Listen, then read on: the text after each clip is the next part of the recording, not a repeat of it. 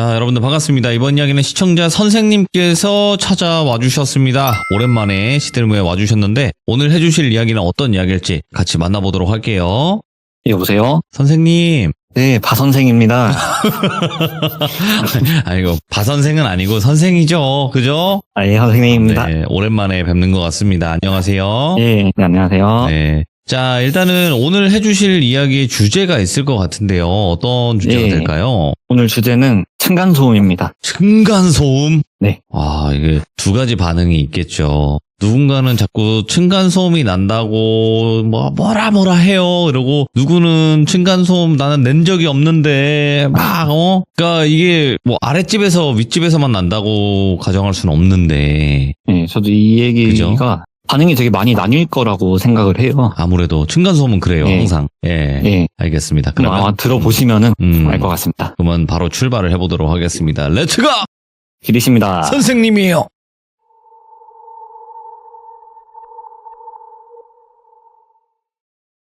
제가 이제 최근에 오래전부터 알고 지내던 친구랑 술자리를 한번 가졌는데요. 제가 좀 최근에 불미스러운 상황이 좀 있었어요. 제가 층간소음 유발자로 오해를 받고 있는 그런 상황이어가지고 어이구, 예? 이 친구랑 술을 마시면서 하소연을 좀 했죠, 이 친구한테. 근데 되게 엄청나게 공감을 하면서 듣더라고요.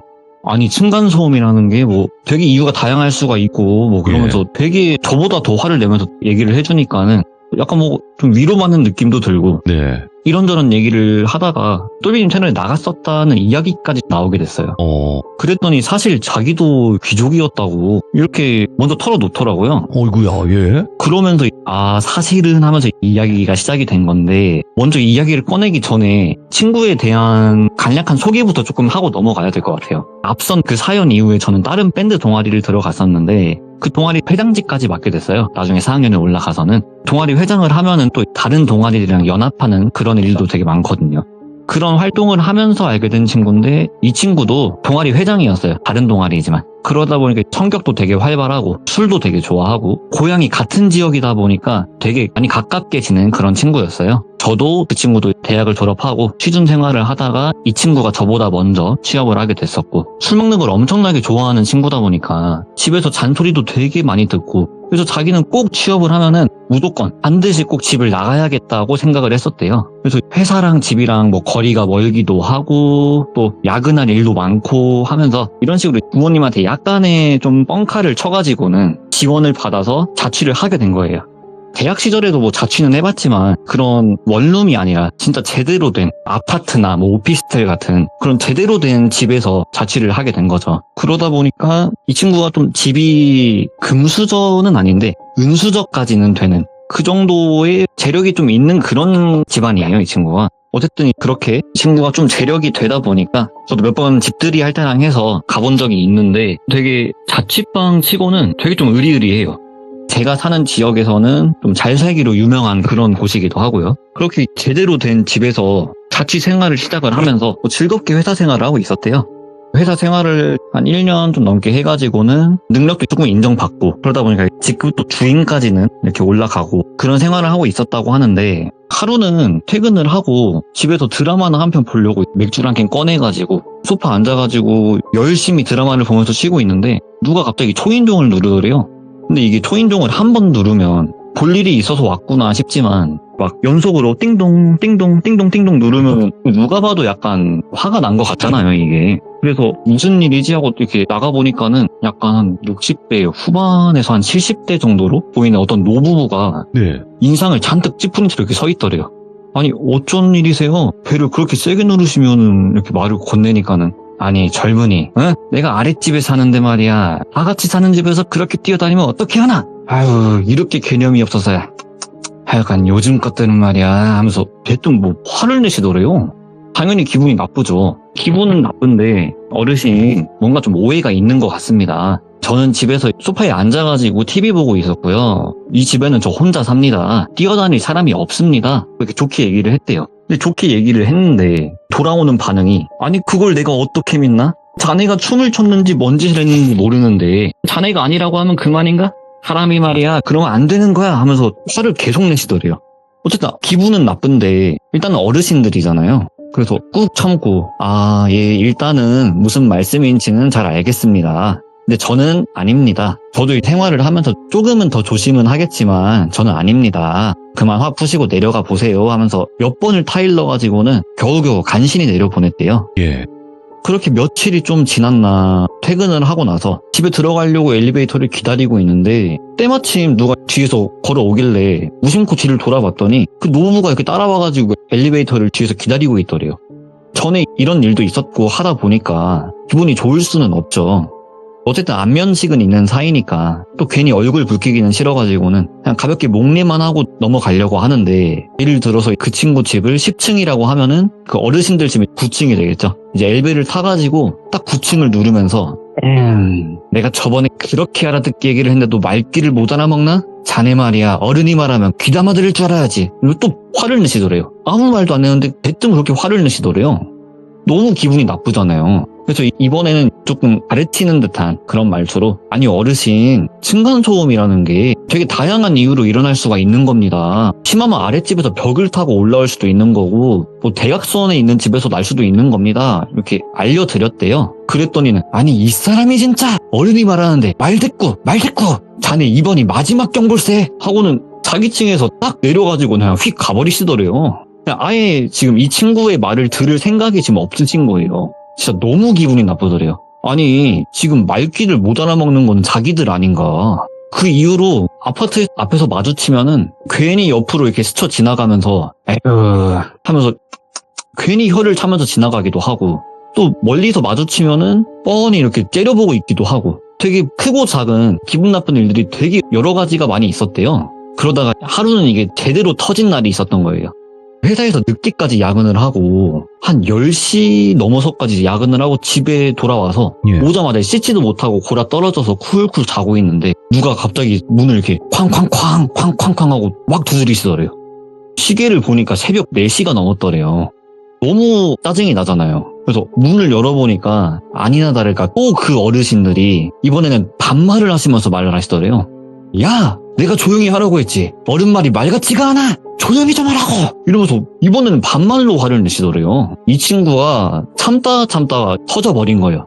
그래서 이 친구도 약간은 조금 선을 넘는 그런 발언을 해버린 거예요. 이 친구가. 아니 이 노인네들이 지금 노망이 났나. 늙으려면 곱게 늙어야지. 내가 지금 자다 일어난 거 안 보여? 이 시간에 시끄럽게 하는 거 걔네 믿는 행동이냐?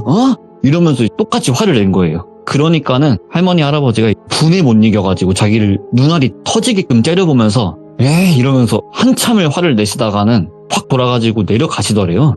아 진짜 이 새벽 4시에 한밤중에 이게 무슨 일인가. 너무 화가 나가지고는 잠도 안 오고 거의 밤을 새다시피 해가지고는 출근을 했대요.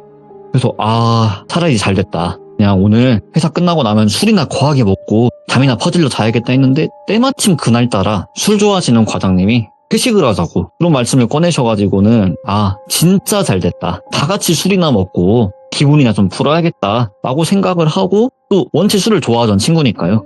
그래서 회식 자리에서 선배들이랑 후임들한테도 좀 하소연도 하고 그렇게 술 자리를 가졌었대요. 근데 이 술을 마시다 보니까 이게 조금 그런 생각이 들더래요. 난 진짜 너무 억울하다. 난 진짜 뛰어다니지도 않았고 무슨 내가 야근을 하고 온 날에도 시끄럽다고 하는데 이게 절대 내가 아닌데 오해받는 이 상황이 나는 너무 싫다. 차라리 내가 진짜 층간소음이 뭔지 한번 보여줘야겠다. 그래서 술자리에서 회사 사람들한테 얘기를 한 거예요. 아니 이러지 말고 우리 집으로 가가지고 술 좀 더 마시자고. 그래가지고 가려고 하는 사람들까지 다 붙잡아가지고는 다 자기 집으로 끌고 가서 집에서 2차 3차를 하게 된 거죠. 그래서 이 대리를 불러가지고는 다 같이 차를 타고 이동을 하는데 집에 다 와갈 때쯤에 후임 한 명이 말을 딱 하더래요.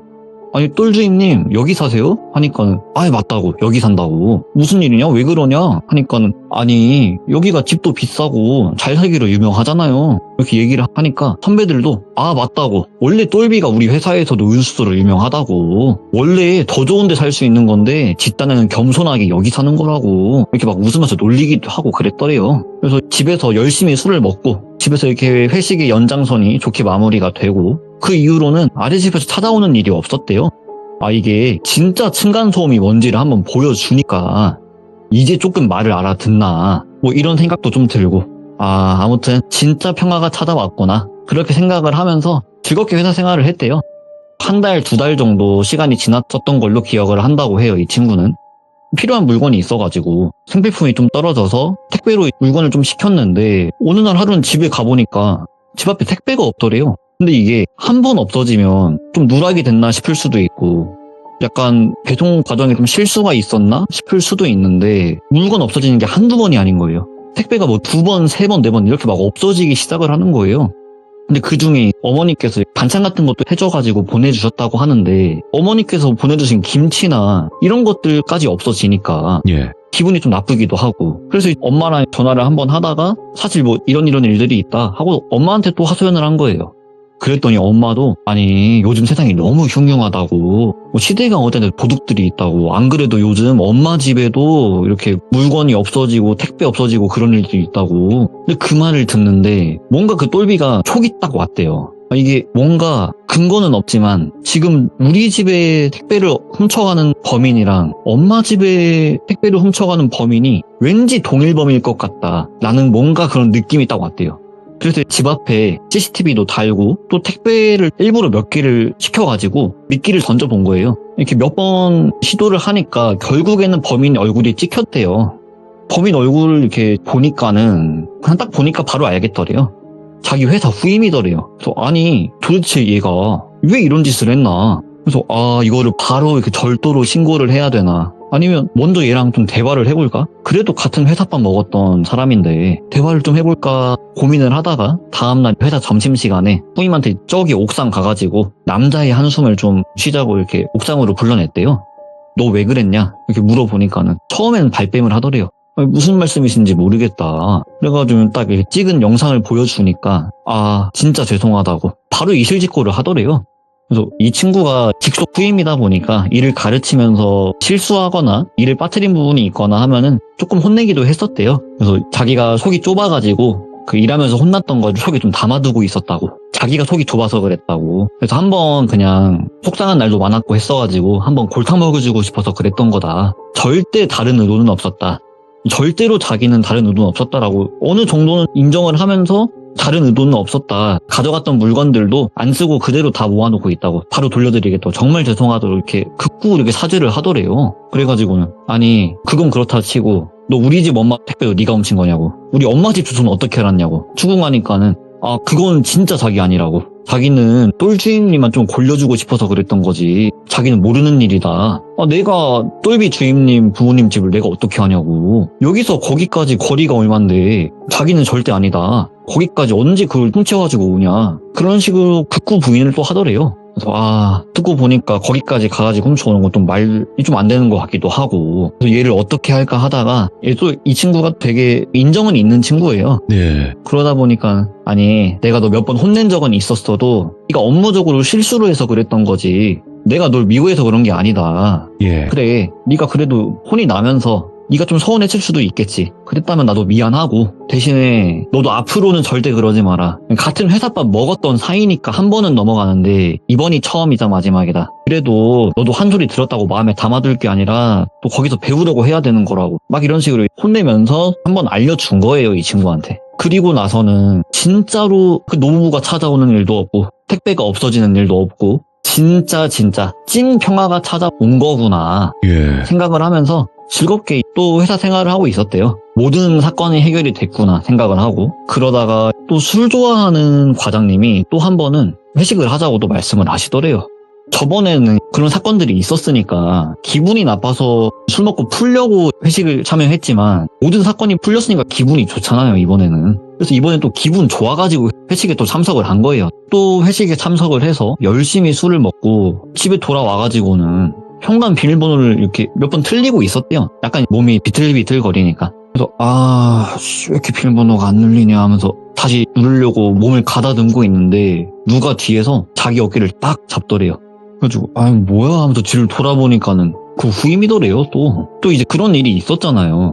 이 친구한테 이실직고를 다 듣기도 했었고 스스로 인정도 했었고 그래서 너 또 여기서 뭐 하는 거냐고 말이 좋게 나올 수가 없죠, 당연히. 그랬더니 이 후임이 딱 반말을 까더니 이 먼발놈아 하면서 얘기를 하더래요. 그래서 너무 어이가 없어가지고 야 너 지금 뭐 하는 거냐고 여기서 뭐 하냐고 그러니까 네가 감히 나한테 부모님 같은 분한테 말을 그따위로 해? 너랑 누구 이렇게 회사 사람들 이름을 딱딱딱 부르면서 그때 입던 새끼들 내가 다 똑같이 만들어줄 거야. 이러더니 안주머니에서 칼을 꺼내더래요. 그러면서 으아 하면 소리를 지르면서 자기한테 달라드는데 취해서 또 몸은 비틀거리는데 몇 군데 베이고 때리고 하긴 했지만 어이구야. 그래도 되게 위험한 부위를 다치진 않았었대요, 다행히. 그래서 비틀거리는 몸 상태로 겨우겨우 온몸으로 그 후임 팔을 부여잡고 막 막아내면서 사람 살려요! 사람 살려요! 하면서 소리를 지른 거예요.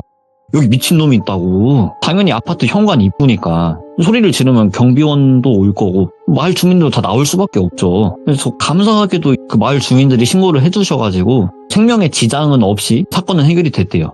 좀 급하게 마무리는 조금 됐는데 나중에 좀 조사를 하면서 예. 추궁을 하니까는 알게 된 사실이 이 친구가 그 후임을 많이 아꼈었대요, 사실. 어릴 때 부모님이 사고를 당하셨어가지고 일찍 돌아가셨대요. 그래서 할머니, 할아버지 밑에서부터 자랐다고. 그런 가정사가 좀 안타까워가지고 많이 챙기기도 했었다고 하는데 가르치면서 혼내는 일도 많이 있었지만 혼내고 나면 꼭 따로 불러서 커피라도 하나 사주고 밥이라도 한 번 더 사주고 또 뭐 카톡으로라도 마음에 담아두지 말라고 좋은 말이라도 하나 건네주고 예. 그런 식으로 달래주기도 하고 했었다고 해요. 근데 이 친구는 이걸 또 마음에 꼭 담아두고 있었던 거고. 근데 알게 된 사실 중에 하나가 그 후임의 할머니, 할아버지가 똘비 아래층 노부부였던 거예요.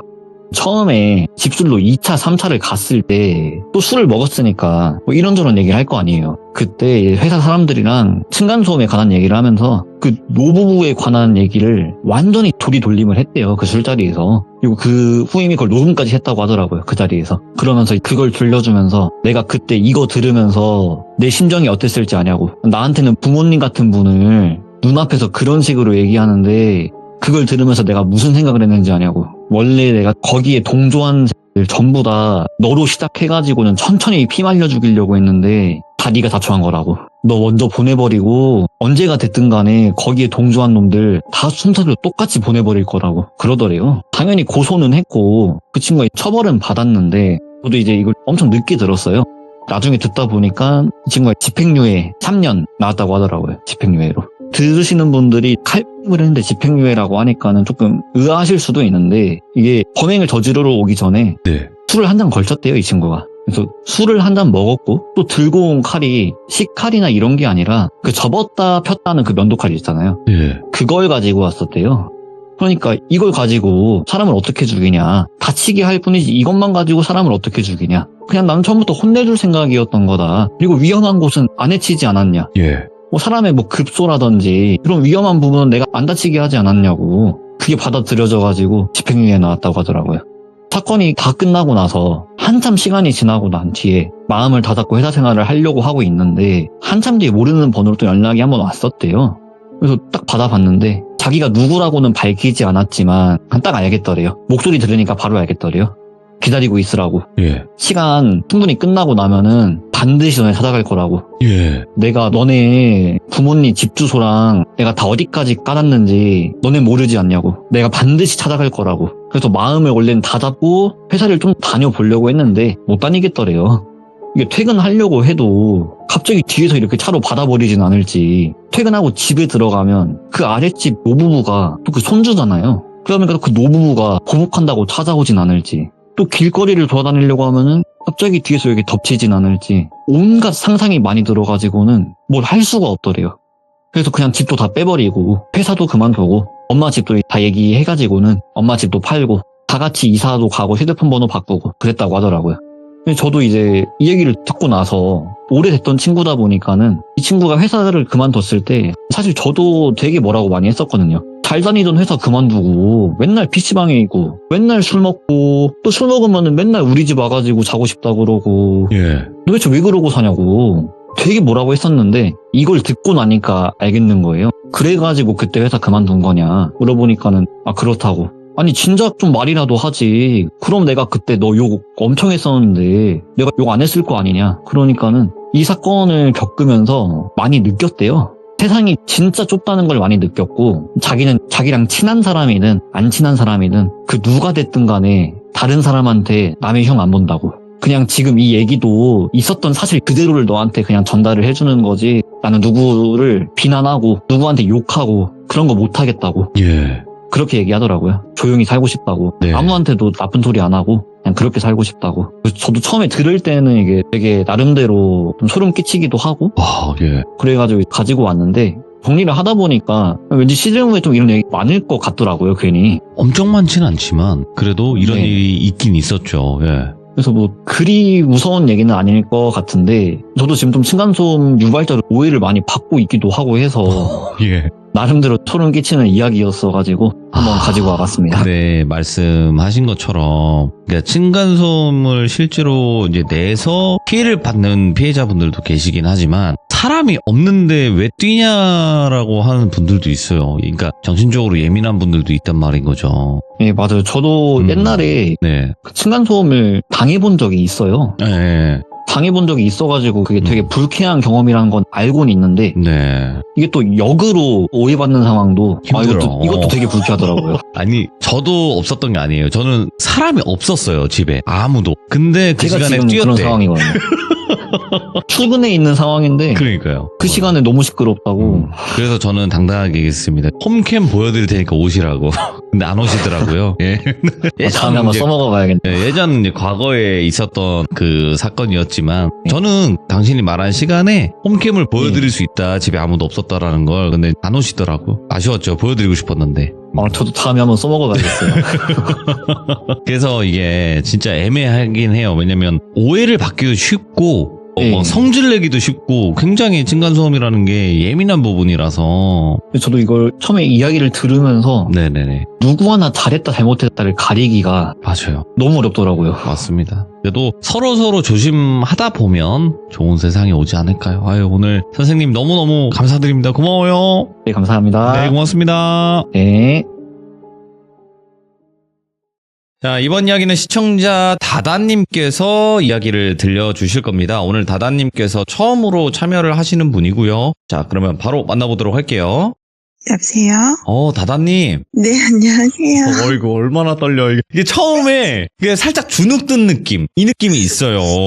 네. 그냥, 이 사람한테 그냥 다 얘기하자. 편하게 얘기하고, 뭐, 좋으면 좋은 거고 말면 많은 거지. 이렇게 생각을 하면 가장 좋습니다. 아시겠죠? 알겠습니다. 네. 자, 오늘 다다님께서 티들무에 와주신 거는 글쎄요, 이게 좋은 일로 저희 방송을 찾아와 주시는 분들은 많지는 않습니다. 네, 그렇죠. 그래서 대부분 섬뜩하거나, 네, 뭐 기묘하거나 또 여러 가지 그런 일들을 겪어서 이렇게 찾아오시는데 오늘 해주실 이야기는 바로 이야기를 시작하면서 시청자분들께 이런 이야기다라고 한번 들려주는 것도 좋을 것 같아요. 네. 알겠습니다. 그러면 바로 출발을 해보도록 할게요. 렛츠고! 길 있습니다. 다다예요.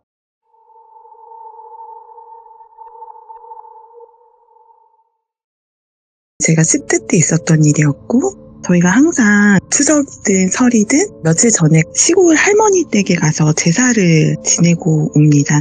저희가 갔다가 오면 집이 굉장히 추웠어요. 그래서 제가 올라가서 온 방 안에 불을 다 켜고 다니는데 그날 밤에는 왠지 이상하게 제 방에, 그러니까 방 3 거기에만 굉장히 따뜻한 거예요. 나머지는 다 냉기가 방에 흐르는데 그래서 이상하다라고 생각을 하고 보일러도 올리고 방에 불도 다 켜지고 그러고 나서 제가 잠이 들었어요. 너무 피곤하니까 온 가족이 모두 다 잠이 든 거죠. 근데 어느 순간 너무 소란스러운 거예요. 제가 자고 있는데 저는 참고로 영화를 보는 사람은 아닙니다. 전혀 볼 수 없고 느낄 수 없는 사람인데 너무 소란스러운 거예요. 그래서 제가 눈을 이렇게 떴는데 제가 길 한복판에 누워있는 거예요. 그래서 나 가위 눌린 건가? 라고 생각을 하고 굉장히 막 주변을 두리번 거리고 있는데 정말로 차도 위에 제가 무슨 판자 같은 데 위에 올라가서 누워있는? 근데 몸이 그냥 가위에 눌렸다고 느껴지는 것 같았어요. 너무 무서운 거예요. 그래서 덜덜덜 떨고 있는데 몸이 안 움직여지는 거예요. 근데 제가 분명 방에서 잤던 거를 기억하니까 여긴 밖이 아니고 여기 내 방인데? 라는 생각이 계속 들더라고요. 그러더니 사람들의 얼굴을 쳐다봤는데 얼굴이 안 보여요. 모두 다 그냥 눈, 코, 입이 없는 상태로 사람들이 막 시끄럽게 하면서 돌아다녀요. 아마도 제가 사람들이라고 표현하고 있지만 귀신이었던 것 같아요. 그래서 몸이 안 움직여서 너무 두렵고 무섭고 막 그런 상태인데 어떤 아주머니가 이 아가씨가 왜 여기 길가에 이렇게 누워있어? 이러면서 제 다리를 들어서 저쪽으로 이렇게 던지듯이 치우는 거예요. 그러니까 가위에 풀렸어요. 그래가지고 너무 무서워가지고 벌떡 일어났어요. 벌떡 일어나서 저도 모르게 중얼중얼거리면서 그때 추웠는데 창문이랑 방문을 다 열면서 너무 시끄러워요. 나가주세요. 그랬어요, 제가. 그리고 나서 제가 너무 덜덜덜 떨면서 무섭다고 생각했는데 그날 너무 피곤했으니까 침대에 다시 누웠던 거죠. 그랬더니 문과 창문으로 빠져나가는 듯한 느낌이 드는 거예요. 그래서 이게 뭐지? 라고 했는데 그날 그러고 나서는 제 방에 온기가 없어지더라고요. 그래서 저는 아직도 이게 사람인지 아니면 영가들인지는 잘 모르겠는데 그날 제 방에서만 일어났었던 일이에요. 근데 왜 저한테만 이렇게 느껴졌을까? 그날 제 방에 있었던 그 온기는 무엇이지? 아직도 좀 의문이 들어요. 그리고 추가적으로 얘기하면 제가 방 3에서 자고 막내 동생이 방 1에서 잤거든요. 근데 그날 똑같은 귀신을 같이 동시에 봤어요. 얼굴이 화상으로 막 상처가 덕지덕지 있는데 눈만 하얀 그런 얼굴을 가지고 있는 남자 귀신인데 제 침대 밑에서 쑥 올라오더라고요. 그러더니 막 혀를 날름날름거리면서 저한테 다가와서 계속 이렇게 시근덕거린다고 해야 되나요? 막 이렇게 징그럽게? 너무 무서운 거예요. 그래서 절로 가 막 이러고 있는데 그 영가가 계속 올라와가지고 제 살에 닿는데 그 살에 닿는 느낌이 들어요. 그래가지고 너무 싫다고 그러면서 어떻게 하다가 움직이게 됐는데 얼굴을 찼어요, 제가. 그 귀신을. 그래가지고 너무 무서워서 아악 하고 소리를 질렀는데 10분 후에 제 동생 방에서 아악 하고 소리가 나는 거예요. 그래가지고 가족들이 모두 다 달려나와가지고 무슨 일이냐고 그랬더니 제가 이런 귀신 때문에 너무 무서웠다. 귀신이 나왔다 라고 했는데 동생이 나도 똑같은 얼굴의 그 귀신을 봤다 라고 이야기를 해가지고 너무 무서워서 엄마한테 저희 방마다 비방을 좀 해달라고 했었던 기억이 있습니다. 야, 이거는 또 같이 봤으니까, 그죠? 네. 네. 한 가지 더 집과 관련돼서는 물건. 물건. 이 집에 1층에서 살고 있어요, 제가 지금.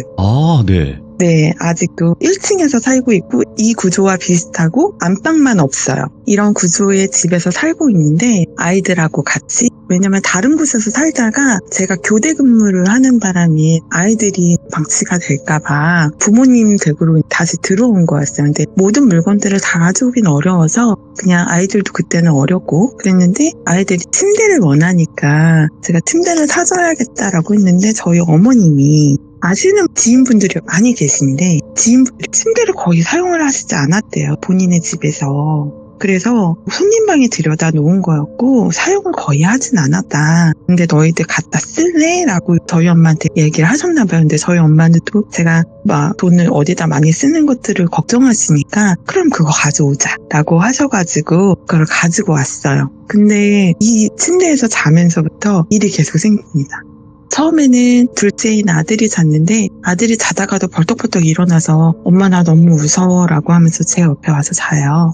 그래서 뭐가 무섭다는 거야 라고 얘기를 했는데 저희 딸이 자고 나서는 정말로 큰일이 몇 번 날 뻔했어요. 새벽인데 아이가 밖으로 막 울면서 뛰쳐나가요. 왜? 했더니 친구가 왔는데 자기한테 도와달라고 얘기를 했다면서 뛰쳐나가는 건데 저희가 골목이지만 차가 다닐 수 있는 왕복으로 2차선 정도의 골목이거든요. 근데 거기에 저희가 차가 오는지 안 오는지가 보이지가 않기 때문에 그냥 뛰쳐나갔다가는 차에 치이기 일쑤거든요. 그럼요. 네, 근데 아이가 초등학교 때 뛰쳐나가 버리니까 차에 몇 번 치일 뻔한 적이 있었어요. 그래가지고 너무 위험하다. 이건 안 되겠다. 그래서 너는 이 방에서 자지 마라. 근데 너희들 왜 이러지? 그랬더니 누가 자꾸 자기를 부른대요. 그래서 저 침대가 뭐 다른 사람이 사용한 것도 아니고 거의 사용하지 않았고 손님 방에 있던 것만 가지고 온 상황인데 어떻게 이러지? 라고 생각을 했어요. 그래서 네. 저도 한번 잔 적이 있었거든요. 저도 교대 근무를 하고 밤을 새서 들어오기도 하고 새벽에 나가던 터라 자고 있는데 계속 누가 배를 눌러요. 그래서 누구세요? 라고 했는데 제가 인터폰을 들지도 않고 방에서 누워서 누구세요? 라고 이야기를 했었거든요. 근데 그 밖에서 택배 왔어요. 빨리 받으셔야 돼요. 라고 하시는 거예요. 지금은 새벽 배송도 있지만 그때는 새벽 배송 자체가 아예 없었던 상황이었어요. 그래서 그냥 문 앞에 두고 가세요 라고 했는데 직접 받으셔야 돼요 라고 하시는 거예요. 그래서 알겠어요. 그러면서 제가 일어나서 나갔어요. 나가는데 갑자기 새벽 냄새라 그러죠. 아침 냄새가 나는 거예요. 예? 그래가지고 지금 아침인데 택배가 올 리가 없는데? 라고 해서 문을 열어봤어요. 아무도 없는 거예요. 그래서 이거 내가 잘못 들은 건가? 누가 자꾸 배를 눌렀는데? 그러고 나서 생각해보니까 제가 인터폰을 들고 말을 하지 않았던 거예요. 그러니까 저는 누군가와 얘기를 했지만 그 누군가가 자꾸 밖으로 부르는 거죠. 그래가지고 그런가 보다 했었는데 또 다른 날도 몇 번을 잤는데도 불구하고 계속 그렇게 새벽에 깨우던지 한밤에 저를 밖으로 부르던지, 그러니까 저도 모르게 아이처럼 차에 치일 수도 있는 상황인 거고, 그래가지고 저희 대문을 향해서 차가 양쪽에 오는 것들을 볼 수 있는 반사경 같이 생긴 그런 거울 같은 거 있잖아요. 그런 것도 저희 집 앞에 달아나고, 저희가 그러고 나서는 이 침대가 나만 느꼈던 게 아니고 우리 아이들도 다 느꼈고, 만약에 뭐 수거를 요청하면 되겠지만 이건 누군가가 쓸 수도 있겠다라는 생각이 들더라고요. 그래가지고 제가 다 부셨어요. 다 부셔서 그거를 다 밖에다가 내놨어요. 왜냐면은 그거를 누군가가 또 썼다가는 저와 같은 일들이 일어날 수도 있고, 그 다음에 위험할 수도 있는 상황이었기 때문에 도저히 안 되겠더라고요. 그래서 다 부셔가지고 밖에다가 내놨던 그러한 일들이 있었답니다. 화끈하시네. 웬만해서는 좀 그냥 바깥에 옮겨주세요, 버려주세요 할 텐데. 너무 두려웠던 것 같아요. 그렇죠. 예. 네, 저 혼자서 다 한 건 아니고요. 그렇겠죠. 에이, 설마 막 맨손으로 부셨겠습니까? 근데 네. 혹시 이거 실례가 네. 안 된다면 이 네. 집이 어디에 위치해 있는지는 자세하게 말씀 못 하시겠지만, 네. 그래도 큰 지역, 뭐 서울이면 서울, 경기도면 경기도, 이런 것까지는 말씀이 가능하실 거 아니에요? 네, 저는 서울이고요. 서울이구나. 예. 네, 서울의 끝자락에 있습니다. 거기까지 괜찮아요? 네, 괜찮습니다. 오케이. 일단은 집에 관련된 이야기들을 이렇게 또 쭉 풀어주셨고, 또 다른 주제의 이야기가 있는 것 같아요. 보니까 옴니버스 형식으로 말씀해 주시면 될 것 같아요. 편하게. 네. 저희 아버님과 어머님은 저희한테 굉장히 좀 희생적이시거든요. 그래서 주말마다 저희를 꼭 데리고 놀러를 항상 가세요. 그래서 제가 한 9살, 10살 이쯤이었던 것 같아요. 여름이었고 물놀이를 가게 되었어요. 한탄강에 이제 저희가 예전엔 텐트를 칠 수가 있어서 텐트를 치고 그랬는데, 그때 일기예보가 비가 온다는 소식을 잘 못 들었던 것 같아요. 예. 근데 어찌됐든 저희는 뭐 수박도 담궈놓고 텐트도 쳐놓고 거기서 뭐 음식을 만들어 먹고 그러고 있었는데, 한탄강에 보면 지금은 조금 구조가 바뀌긴 했는데요. 예전에는 물이 그렇게 깊진 않았지만 어쨌든 중간에 약간 섬처럼 되어 있어서 그 중간에서 또 노실 수 있는 그런 공간들도 있었어요. 기억나는 것 같아요, 저도. 네, 그래가지고 거기에서 뭐 음악 크게 틀어놓고 막 춤도 추시고 노시고 했던 기억이 나요.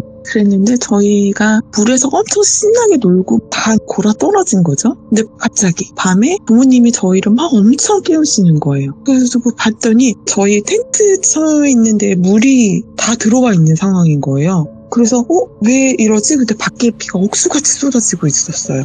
그래가지고 물 담가놓은 거 저희 쪽 다 밀려오고 다 떠내려가고 막 이런 상황이었거든요.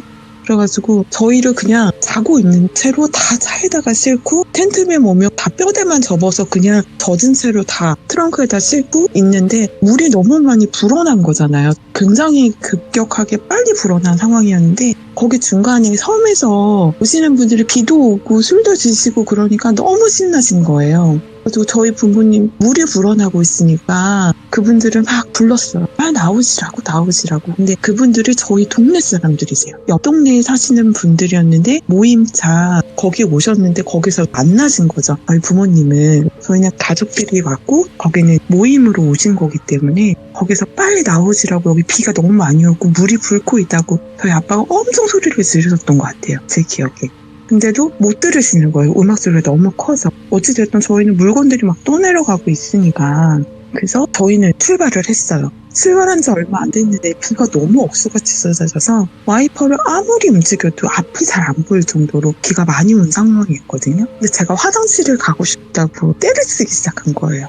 그래가지고 그때 당시에 저희 아빠가 스텔라였어요. 자동차가요. 근데 어찌됐든 저희가 화장실 가고 싶다 그래가지고 중간에 내려서 화장실에 저를 보내고 그리고 다시 차에 탑승했는데 시동이 걸리지 않는 거예요.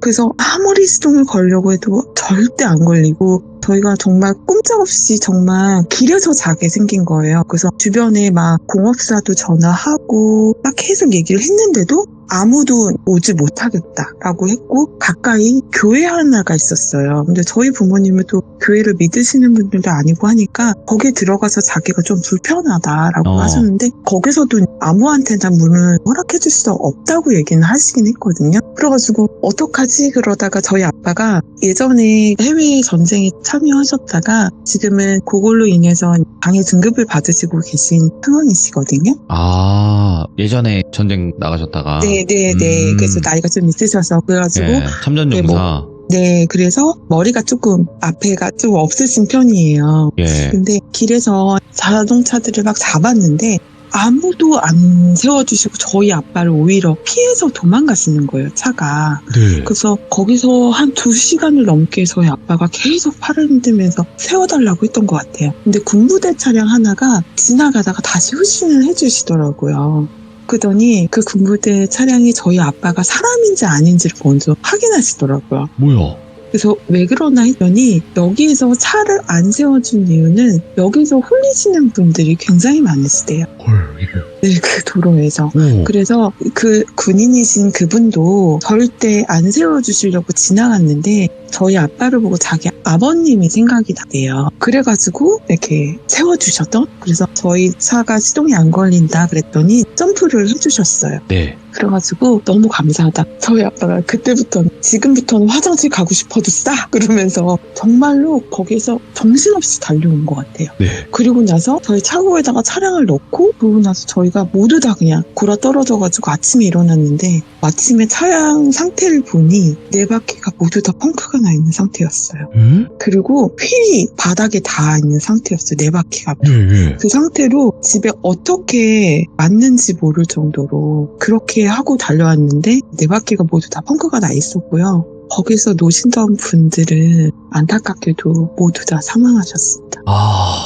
그러니까 이게 뭔가 자연이 정말 무섭긴 한데 우리가 일반적으로 이렇게 물놀이나 이런 데 갔을 때 사고가 그렇게 쉽게 나진 않잖아요. 네, 맞아요. 그렇게 쉽게 나진 않아요, 생각보다. 네. 근데 그 군인분들도 그랬고 거기서 지나가다가 사람을 봐도 절대 안 세워준다라는 얘기가 있을 정도로 얼마나 귀신이 많이 나왔으면 그런 그래서- 이야기도 하셨을 거고. 네, 그래서 그 군인분이 여기서 그 여자분이 많이 세우거나 네. 흰 옷을 입은 분이 많이 세우는데 이렇게 섰다가는 정말로 홀려서 정신을 못 차린다라고 이야기를 해주셨던 분이셨어요. 근데 아버님이 생각나서 정말로 세워주셨다. 너무 감사해서 저희가 모두 다 너무 감사하다고 몇 번이고 인사했었던 기억이 나요. 저희 엄마도 막 내려서 너무 감사하다고 그렇게 이야기를 하셨군요. 야, 아니 웬만하면 세워서 무슨 일이 있으세요? 하면 직접 못 도와주더라도 뭐 신고라도 해주던지 좀 이런 느낌으로 갈 수가 있는 건데. 야. 막 차가 너무 피해 가시더라고요. 저희 아빠를 막 차선을 넘어서도 막 피해 가시더라고요. 그래서 저렇게까지 할 일인가? 이러면서 조금 세워주시지 막 이랬었는데 와 진짜 그날은 제가 화장실 간다고 했었던 게 얼마나 원망을 들었는지. 그렇죠. 근데 한탄강 그쪽은 제가 정확히는 모르겠지만 거기도 뭔가 좀 센 지역인 것 같긴 하네요. 그쪽도. 네. 그래서 그분들은 저희 옆 동네에 계신 분들이었는데 안타깝죠. 저희가 예. 거의 상류 쪽에 있었는데 다 하루에서 발견되셨다고 하시더라고요. 물에 떠내려가셔서. 네. 아이고, 참.